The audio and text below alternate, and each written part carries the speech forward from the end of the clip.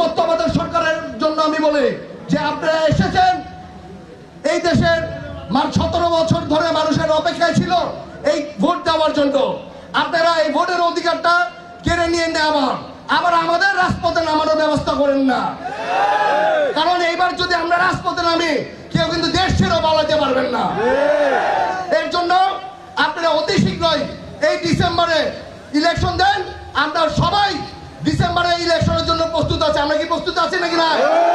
আমরা সবাই প্রস্তুত আছে যে এই দেশের মানুষ অতি আগ্রহের সাথে আছে যে ভোট দেওয়ার জন্য। আপনারা যদি ভোটে যদি জিতেন আপনারা 10 বছর 15 বছর ধরে 50 বছর থাকেন, কিন্তু ইলেকশনে জিতে আপনারা থাকেন, ইলেকশনে না থেকে আর থাকেন না।